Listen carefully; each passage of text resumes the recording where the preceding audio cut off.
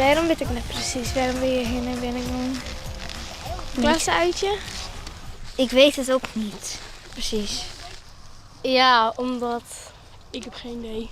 Ja, juf kan het misschien beter uitleggen. Het is vooral om de band te leren om in de natuur bezig te wezen. En mooi omgeving bezig te wezen. En de verzwaring dat ze... ik leren dat je voorzichtig moet wezen, mooi de natuur om je heen. Om de zon je materiaal snoeit en dan doen we nou, want anders groeien ze en dat is niet goed voor de natuur, dus nou snoeien ze met de landbeheer.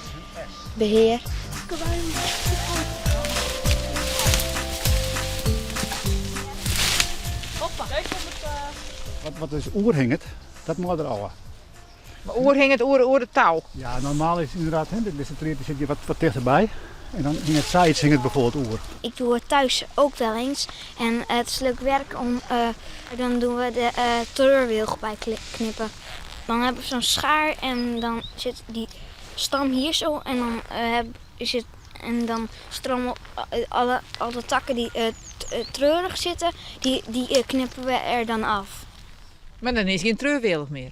Nee, maar dat is voor ons in het land, want anders eten de schapen het op en krijgen ze er buikpijn van.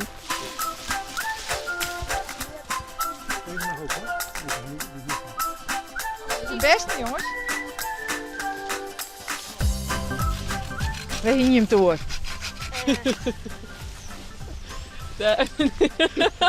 Oh, dan wat juf heel erg kniezen.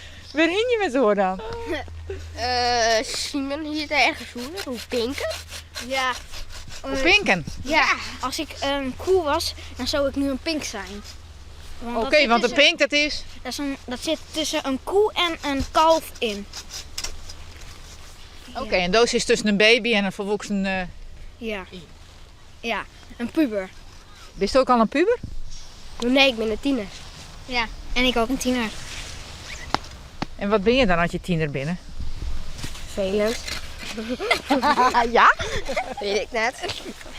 Hoop het vanuit. Nou, hij wel. Hij is een broer en zus. Is het ook broers? Enigst kind. Is dat ideaal of... Ja, ideaal. Ja, waarom? Want vooral ook, ja, ik krijg ook heel veel cadeautjes, ik krijg ook heel veel aandacht. En ik ben ook nog eens enigst kleinkind. Aan één kant van de familie. Nog meer aandacht, nog meer cadeaus. Ja, voor mijn beppe. Het is toch een mooi leven, hè? Ja. Ja, dat bedoel ik.